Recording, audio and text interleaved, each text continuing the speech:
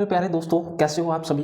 तो चलिए आज का नया सेशन स्टार्ट करते हैं, जिसके अंदर हम साइंस का चैप्टर नंबर 5 पढ़ रहे थे, तत्व का आवर्त वर्गीकरण। जो नया चैप्टर है हमारा तत्व का आवर्त वर्गीकरण, कि तत्व को जो आवर्त सारणी होती है उसके अंदर कैसे वर्गीकृत किया गया, इसके बारे में हमें डिस्कस करना है चैप्टर नंबर 5 में। इससे पहले हमने चैप्टर नंबर 1, 2, 3 एंड 4 ये सभी चैप्टर हमने पढ़ चुके हैं। अगर आपने अभी तक हमारा वीडियो नहीं देखे हैं तो आपसे निवेदन है कि आप हमारी जो प्लेलिस्ट है उसके अंदर जाइए और जो भी पीछे वाले वीडियो हैं उनको देख लीजिए एक बार, फिर जो भी नोट्स हैं वो भी बना लीजिए, फिर आप इस नंबर 5 चैप्टर पर आ सकते हैं। और अगर कोई भी डाउट आता है तो आप हमें कमेंट कर सकते हैं और पूरी जानकारी के लिए हम आपके लिए उपलब्ध हैं। आप हमसे पूरा कोई भी डाउट क्लियर करवा सकते हैं। वो आप पे डिपेंड करता है कि आप कितने स्टडी कर रहे हैं, उसके अकॉर्डिंग डाउट आते हैं। अगर आप पढ़ाई कर रहे हैं अच्छे से तो आपके बिल्कुल डाउट आएंगे। तो चलिए स्टार्ट करते हैं बिना समय गवाए हुए हमारा चैप्टर नंबर 5, जिसके अंदर हमें तत्व का आवर्त वर्गीकरण, कि तत्व को आवर्त सारणी में कैसे वर्गीकृत किया गया, इसके बारे में हम डिस्कस करने वाले हैं। तो चलिए स्टार्ट करते हैं। यहाँ पे आपको कुछ पॉइंट दे रखे हैं हमने, तो उनको देखिए। पहला पॉइंट दे रखा है, हमारे आसपास के पदार्थ तत्व मिश्रण व यौगिक के रूप में उपस्थित होते हैं। तो इनके बारे में देखो, थोड़ी सी लाइन है, इसके बारे में मैं बता दूं कि तत्व क्या होते हैं। एक ही एलिमेंट से जो बनते हैं वो तत्व होते हैं। मिश्रण क्या होते हैं, एक या एक से अधिक, दो या दो से अधिक तत्वों के मिश्रण को यौगिक कहते हैं, मिश्रण कहते हैं। और यौगिक क्या होता है, एक या दो तत्व को मिलाकर जो तत्व बनाया जाता है वो क्या होता है, यौगिक होता है। तो चलिए स्टार्ट करते हैं, तत्व क्या होते हैं।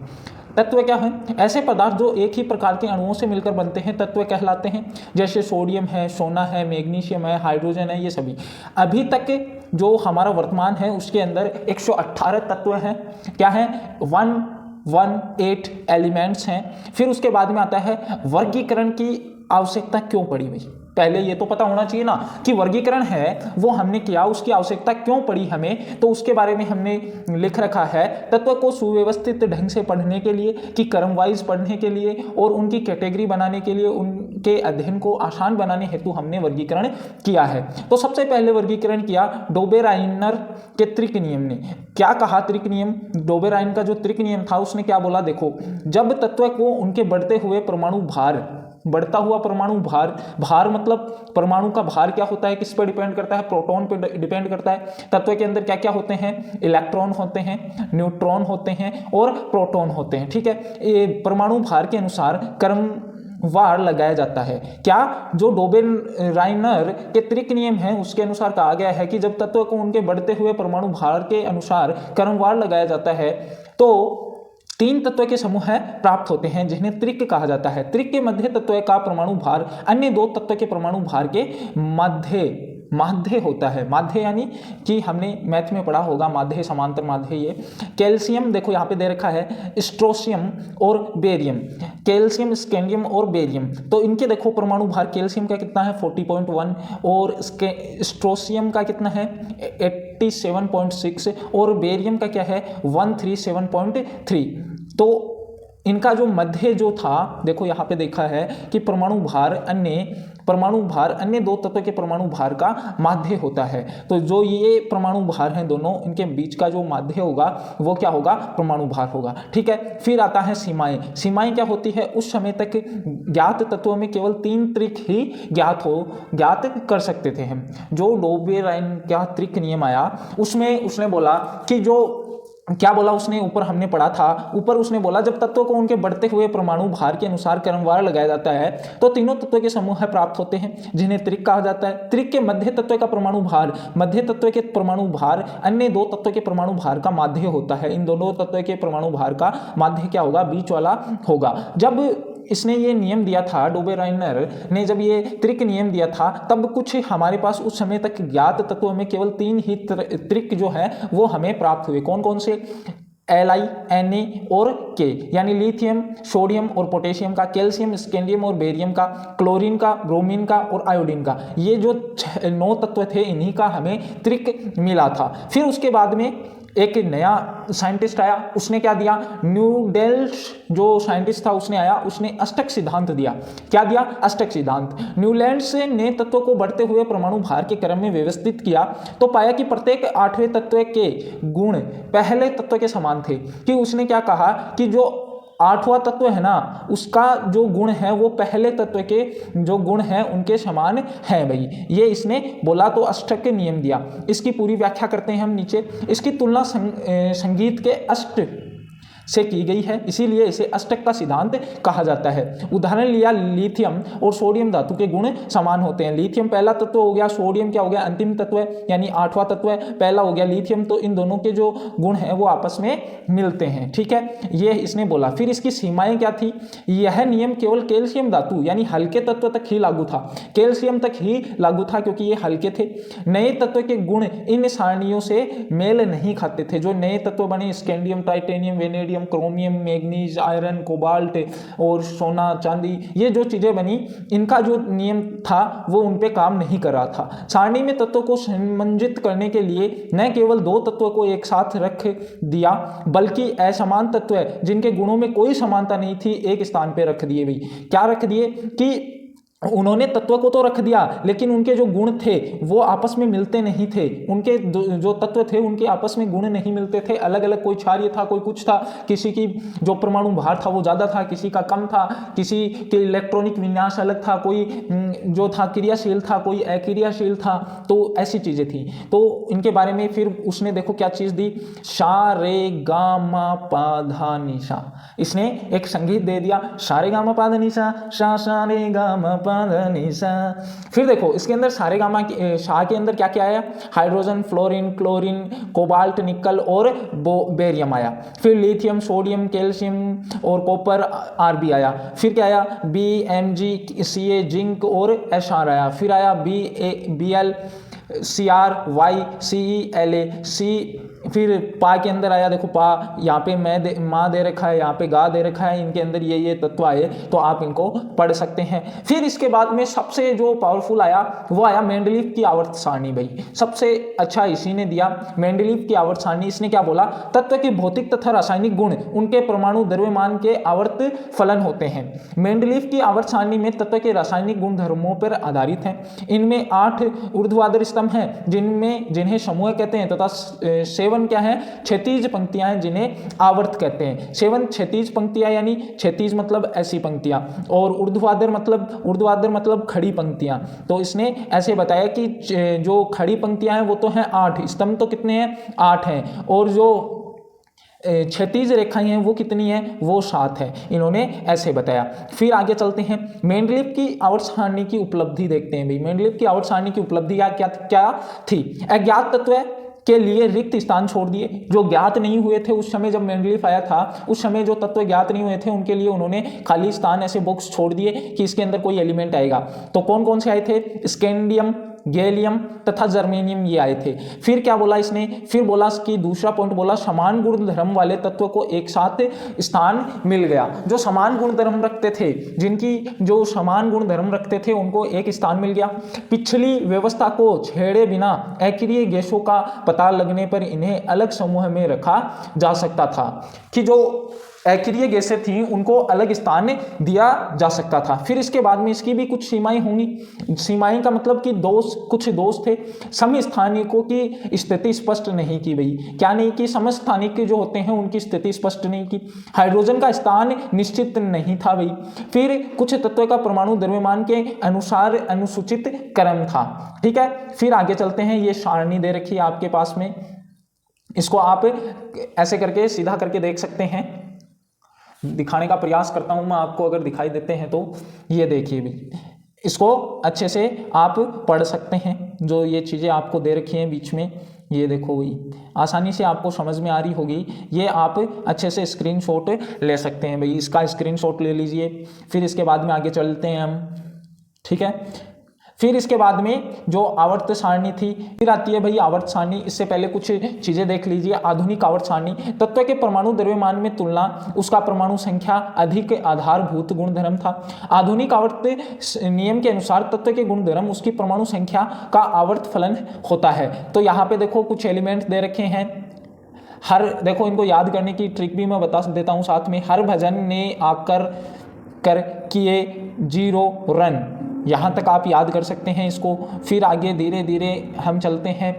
बैंगन आलू, देखो ये वाला बैंगन आलू गाजर इन थैला, बैंगन आलू गाजर इन थैला, इसको भी ऐसे याद कर सकते हैं। नेपाल पाकिस्तान ऑस्ट्रेलिया सब भिखारी, ऐसी चीज़ें हैं। फिर कल बाहर आई आंटी, ऐसे याद रख सकते हैं इसको। तो शॉर्ट ट्रिक के लिए भी हम आपको नया वीडियो बना देंगे, अगर आपको पूरी जो ये आवर्त सारणी है इसको याद करने के लिए शॉर्ट ट्रिक चाहिए तो आप आवर्त सारणी आसानी से अपनी नोटबुक में देख सकते हैं। फिर हम इनके जो गुणधर्म थे, दोष थे, वो बताते हैं। मेंडलीफ की आवर्त सारणी के दोष यानी आधुनिक आवर्त सारणी के बीच में भी मेंडलीफ के कुछ दोष रहे थे, उनको हम डिस्कस करते हैं। आवर्त सारणी द्वारा दूर हो गई समस्थानिकों की स्थिति स्पष्ट की गई। जब आधुनिक जो आई ना आवर्त सारणी, तो उसमें समस्थानिकों की जो स्थिति थी वो स्पष्ट हो गई। समान परमाणु संख्या वाले तत्व एक स्थान पर समान समूह में रखे गए। कोबाल्ट जिसका परमाणु संख्या 27 था, वह निकल यानी परमाणु संख्या 28 से पहले आ गया। परमाणु संख्या सदैव पूर्ण संख्या होती है, अतः हाइड्रोजन व हीलियम के बीच कोई भी तत्व नहीं आया भाई, ठीक है। हाइड्रोजन और हीलियम देखते हैं हम। हाइड्रोजन आवर्त सारणी में सबसे ऊपर होता है, फिर ये खाली स्थान होता है ऐसे, फिर हीलियम इस साइड आता है। तो यहाँ पे जो पूर्ण संख्या नहीं होने की वजह से ये पूरा स्पेस यहाँ तक खाली रहता है भाई। फिर चलते हैं आगे, परमाणु संख्या क्या होती है इसके बारे में डिस्कस करते हैं। परमाणु संख्या को Z से निरूपित किया जाता है। परमाणु संख्या अणु के केंद्र में पाए जाने वालों प्रोटॉनों की संख्या पे डिपेंड करता है। किस पे डिपेंड करता है भाई? प्रोटॉन की जितनी संख्या होगी उतनी ही परमाणु संख्या होगी भाई, ठीक है। फिर आता है आधुनिक आवर्त सारणी में 18 ऊर्ध्वाधर स्तंभ थे। ऊर्ध्वाधर मतलब खड़े स्तंभ थे, जिन्हें समूह कहा गया, तथा 7 क्षैतिज पंक्तियां थी। 7 क्षैतिज मतलब ऐसे पंक्तियां थी पड़ी हुई, जिन्हें आवर्त कहा गया भाई, ठीक है। फिर उसके बाद में आता है किसी भी आवर्त में पाए जाने वाले सभी तत्व को कोषों की संख्या समान होती है। किसी भी आवर्त में पाए जाने वाले सभी तत्व में कोषों की जो संख्या होती है वो क्या होती है? समान होती है। एग्जाम्पल ले रखे हैं, lithium, beryllium, boron, carbon, nitrogen, इन सभी तत्वों में कोषों की संख्याएं समान हैं, ठीक है। फिर आता है एक समूह के सभी तत्वों में संयोजी इलेक्ट्रॉनों की संख्या समान होती है भाई। समूह दे रखा हाइड्रोजन, लिथियम, नाइट्रोजन, ये इसके क्या हैं? ये क्या है भाई? इलेक्ट्रॉन होते हैं ये, ठीक है। फिर आता है पोटेशियम, पोटेशियम के भी ये इलेक्ट्रॉन्स हैं, ठीक है। फिर आता है सभी तत्वों में संयोजी इलेक्ट्रॉनों की संख्या 1 होती है। सभी जो तत्व होते हैं उनमें संयोजी इलेक्ट्रॉनों की संख्या 1 होती है, क्योंकि अंतिम कोश में कितने इलेक्ट्रॉन है इनके? देखिए, इनके अंतिम कोश में 1 इलेक्ट्रॉन है। 1 इलेक्ट्रॉन है तो संयोजकता जो संयोजन इलेक्ट्रॉन संख्या है वो भी कितनी है? 1 है। और ये तो अष्टक पूरा कर चुके हैं यानी स्थायी हो चुके हैं, लेकिन ये 1 वाला है ना, ये इनको पीड़ित करता है, तो ये क्या हो गया? संयोजी इलेक्ट्रॉन हो गया भाई। समूह में नीचे जाने पर कोषों की संख्या बढ़ती जाती है भाई। फिर नेक्स्ट पॉइंट है, किसी विशेष आवर्त में पाए जाने वाले तत्वों की संख्या इस बात पर निर्भर करती है कि इस किस प्रकार के इलेक्ट्रॉन विभिन्न कोषों में भरे जाते हैं। विभिन्न कोषों में, फोर्थ पॉइंट क्या है? विभिन्न कोषों में भरे जाने वाले इलेक्ट्रॉनों की संख्या के आधार पर आवर्त में तत्वों की संख्या बता सकते हैं भाई, ठीक है। फिर उसके बाद में आगे देखिए क्या लिख रखा है कि किसी कोष में इलेक्ट्रॉनों की अधिक संख्या सूत्र 2n² द्वारा निरूपित की जाती है। n दिए गए कोषों की संख्या होती है। कोषों की संख्या देखो k से स्टार्ट होती है, k, l, m, n ऐसे चलती जाती है। तो k क्या हो गया? फर्स्ट, l क्या हो गया? सेकंड, फिर थर्ड, और n क्या हो गया? फोर्थ। तो फर्स्ट कक्षा में ये हो गया, सेकंड में 2 यानी l सेकंड कक्षा का है, तो n जो कोष होते हैं n की संख्या जो n होता है वो किसके इक्वल होगा? इनके इक्वल होगा। l है, अगर n यानी अंतिम पद l है तो n की जगह 2 रखा जाएगा, ठीक है। तो यहाँ पे देखो ये दे रखा है k के अंदर देखो 2 और 1 रखा जाएगा, तो 2 कितना बचेगा? 2। तो तत्व प्रथम आवर्त में 2 तत्व आएंगे। फिर देखो यहाँ पे है 8 तत्व प्रथम आवर्त में 2 तत्व आएंगे। आवर्त सारणी में नेक्स्ट पॉइंट है, आवर्त सारणी में तत्व की स्थिति उनकी रासायनिक क्रियाशीलता को बताती है। संयोजकताएं, नेक्स्ट पॉइंट है संयोजकताएं इलेक्ट्रॉन द्वारा तत्व द्वारा निर्मित आबंध का प्रारूप व संख्या निर्धारित होती है भाई। ये चीजें आपको समझ में आई होगी अच्छे से। तो चलिए आगे स्टार्ट करते हैं। आधुनिक आवर्त सारणी की प्रवृत्ति। आधुनिक आवर्त सारणी की प्रवृत्ति क्या थी? संयोजकता। पहला पॉइंट आता है संयोजकता।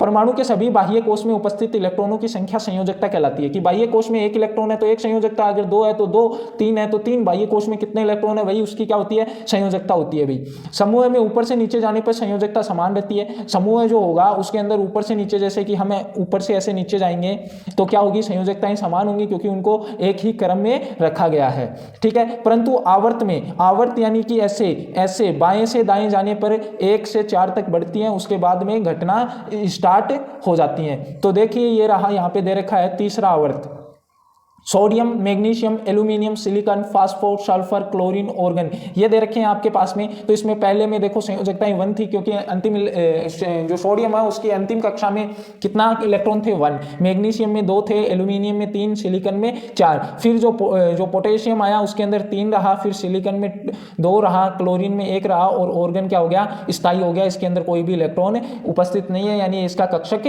पूर्ण रूप से भरे हुए हैं। ठीक है, फिर आगे चलते हैं परमाणु साइज, कि परमाणु की साइज क्या होगी, कैसे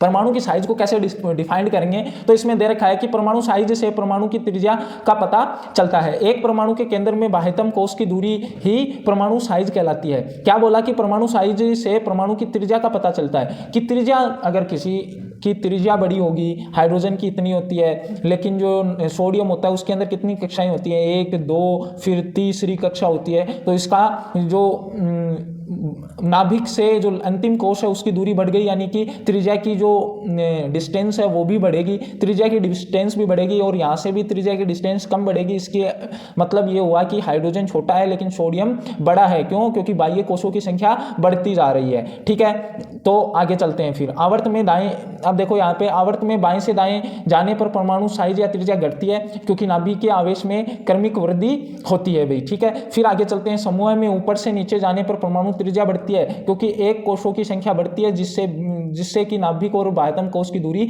बढ़ती है। किसी भी अगर एलिमेंट है उसकी दूरी कैसे बढ़ेगी, जैसे सोडियम था, जैसे हाइड्रोजन था तो उसके अंदर एक कक्षा है, हीलियम है तो उसके अंदर भी एक ही कक्षा है, तो ये समान हो गया। फिर लिथियम आएगा तो लिथियम के अंदर एक कक्षा होगी और जिसके अंदर 2 इलेक्ट्रॉन भर दिए जाएंगे, और फिर एक कक्षा बाहर और होगी जिसके अंदर 1 इलेक्ट्रॉन होगा। तो साइज लिथियम की बढ़ी कि नहीं बढ़ी, ऐसे ही साइज बढ़ती है भाई। अब देखो यहाँ पे था लिथियम, लिथियम कहाँ पे आता है, सोडियम कितने नंबर पे आता है, 11 नंबर पे, लिथियम 3 नंबर पे आता है, सोडियम 11 नंबर पे आता है। तो इसके अंदर तो 2 कोश होते हैं, इसके अंदर 3 कोश होते हैं, ऐसे बढ़ते जाते हैं, इसके अंदर 4 कोश, 5 कोश बढ़ते जाएंगे, तो जो परमाणु त्रिज्या है वो भी बढ़ेगी, तो जो परमाणु की साइज है वो भी बढ़ने लग जाएगी। आवर्त में देखो इसके अंदर, स्तंभ के अंदर।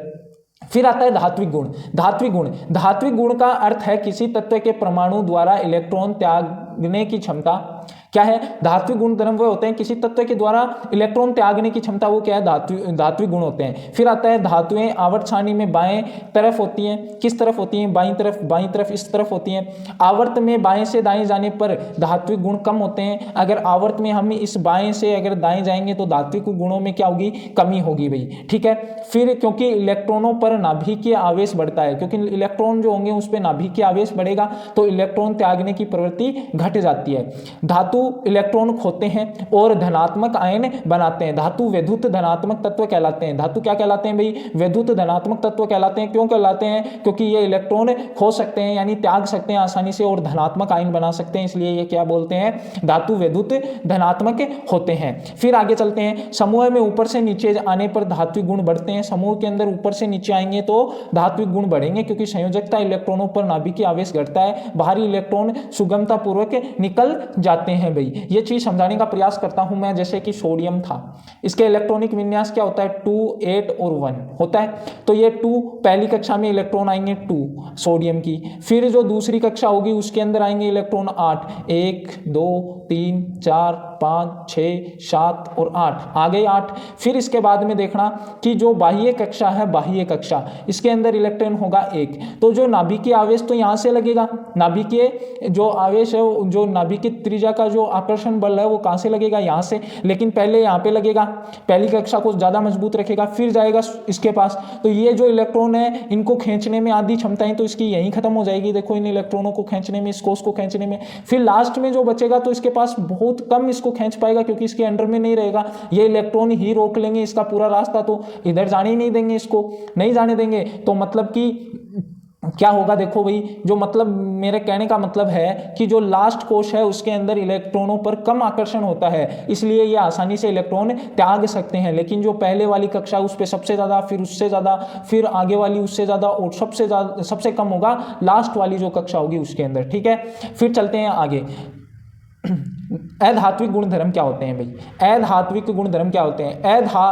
वस्तुएं वैद्युत ऋणात्मक होती हैं। कैसी होती हैं? वैद्युत ऋणात्मक। वे इलेक्ट्रॉन को ग्रहण करती हैं। जो इलेक्ट्रॉन ग्रहण करेगा यानी माइनस चार्ज को ग्रहण करेगा वो माइनस हो जाएगा भाई, क्योंकि पहले वो क्या होता है, उदासीन प्लस होता है। मान लो प्लस होगा तो इसके पास इलेक्ट्रॉन आएगा तो उदासीन बना देगा। अगर वो उदासीन है, जैसे कि उसके पास कोई चार्ज नहीं है, जैसे उसके पास जीरो चार्ज है, कोई चार्ज नहीं है, ना तो प्लस है ना माइनस है, तो इसके अंदर अगर एक इलेक्ट्रॉन ऐड हो गया तो माइनस चार्ज की अधिकता हो गई, तो ये क्या बना लेगा? माइनस ऋणात्मक तत्व बना लेगा। ठीक है, फिर आगे बढ़ते हैं।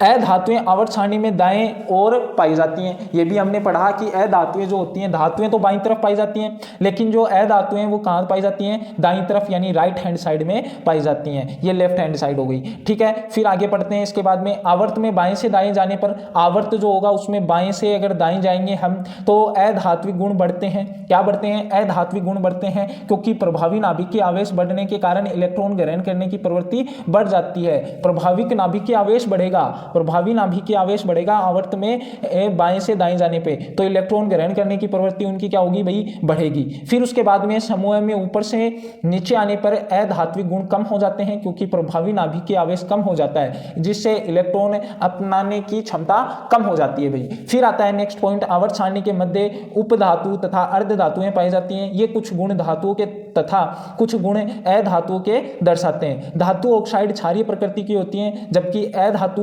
ऑक्साइड अम्लीय प्रकृति की होती हैं। ये चीजें आपके लिए बहुत इंपॉर्टेंट थी अगर आप इनको अच्छे से पढ़ते हैं तो। फिर आगे चलते हैं। कुछ सारणी दे रखी है आपके पास में, तो जो सारणी है वो हम पढ़ेंगे कल। आज के लिए इतना ही काफ़ी है, क्योंकि हमें जो भी हमारा चैप्टर होता है उसको 2 क्लासों में हम कंप्लीट करते हैं, तो इसके बाद में हमें बस ये पूरा कंप्लीट हो जाएगा, तो ये हम पढ़ेंगे कल। आपको अगर वीडियो अच्छा लगा हो, आपको अच्छे से समझ में आया हो, तो आप हमें कमेंट कर सकते हैं कि तत्व को आवर्त सारणी में कैसे वर्गीकृत किया गया। तो ये चीज़ें बहुत इंपॉर्टेंट थी। अगर आप ये चीज़ें आसानी से पढ़ सकते हैं तो बहुत अच्छी बात है। और अपने नोट्स बनाइए खुद अपने हाथों से। ये नोट्स हैं जो आपके लिए प्रोवाइड करवाए गए हैं हमारे थ्रू। ये ऐसे नोट्स हैं कि इनमें से एग्जाम में 100% क्वेश्चन आने वाले हैं। एग्जाम के अंदर 100% क्वेश्चन आने वाले हैं, इसी नोट्स से आने वाले हैं। तो मैं तो इतना ही कहूँगा कि अगर आप अभी तक कुछ भी तैयारी नहीं की है आपने साइंस के बारे में, और साइंस की और भी जानकारी चाहते हैं आप, तो ये वीडियो पूरा देखिए, अपने दोस्तों को बताइए, ज़्यादा से ज़्यादा शेयर कीजिए अगर आपको वीडियो पसंद आया है तो।